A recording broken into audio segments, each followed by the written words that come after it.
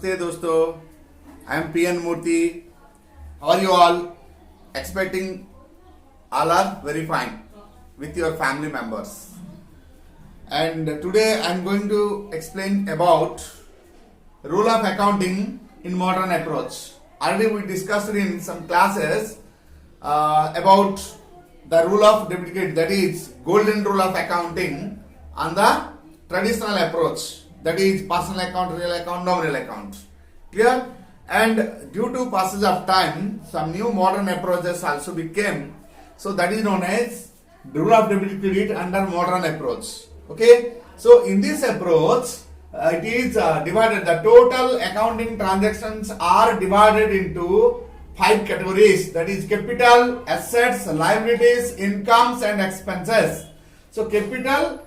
One is capital, second one is asset, third one is liability, fourth one is income, next one is expenses. So come to the topic. So here these are the names given for the items, details. Okay. So which one is debit and which one is credit? It is also explained here. So first capital.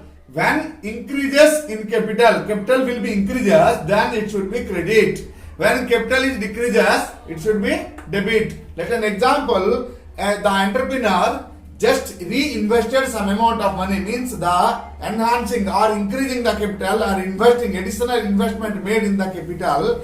In this case, we have to credit the name, means the capital should be credit at the time because of increasing the capital.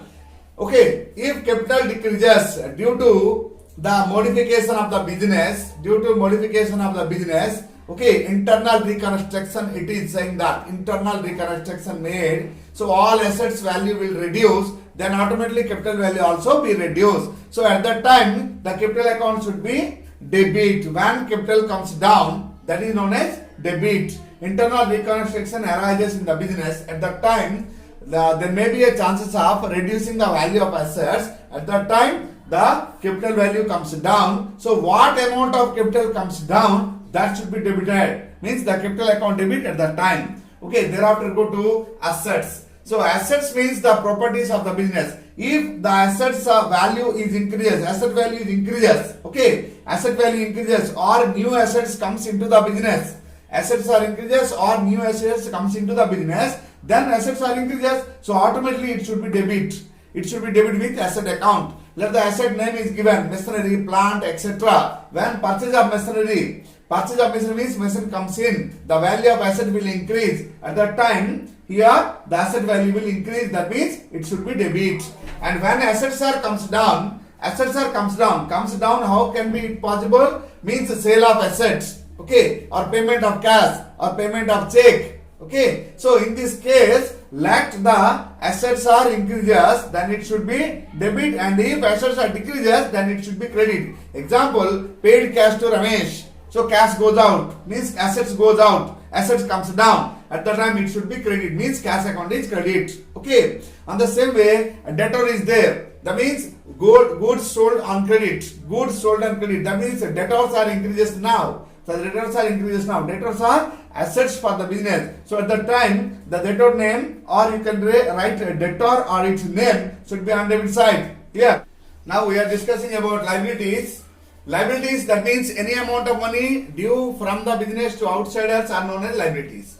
So any increasing liabilities are credit or any decreasing liability are known as debit. So dosto, if we arrange some loans, means our liabilities are going on increasing. Let in the bank we have a loan of 10 lakhs rupees and additional loan we need again 2 lakhs rupees. Let loan sanctioned and we received that. So that this increasing liability, that 2 lakhs, again we need to credit now because increasing liability is credit. If we repaid the loan, let 10 lakhs is a loan, we cleared 8 lakhs rupees now. So that amount of clearing the loan, we have to write it on debit side. So this is the fundamental rules again, that is rule of debit credit in the modern approach. Okay. Thereafter, any creditor, means we purchase goods on credit from outside market. Okay, the supplier who is the creditor supplies goods to us on credit. So at that time, if any amount of money due from the business to outsiders, okay, any amount of money due from the business to outsider are known as creditor.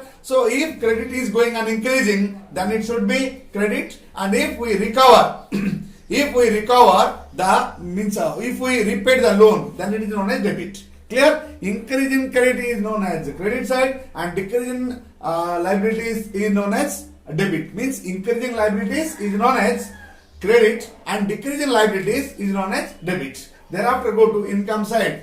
Let incomes are increasing, means incomes means how the incomes will arise. Let interest received or rent received, commission received, these things. Or you can say in the form of profits.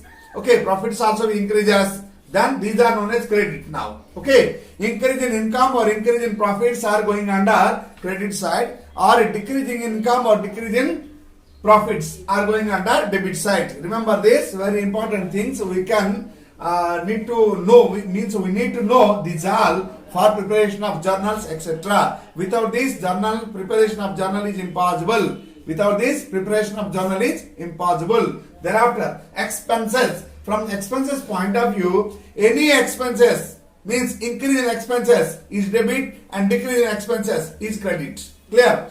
Means increase in expenses. Any expenses made in the business, any expenses made in the business is known as debit, or any expenses decrease in the business is known as credit. Clear? So by this way we have to conclude. This is the important thing. Every student must need to remember these things, means memorize these things, or you can say understand these things. Okay, how to apply these rules in the transaction for writing this in the journal. Oh, that is most important. If we learn these things perfectly, automatically we can adopt this rule in transaction. Okay, thereafter we can prepare journal easily. Without this, preparation of journal is not possible or not easier. Okay, so that this is very interesting one and easier one to prepare journals. Okay, thank you all of you.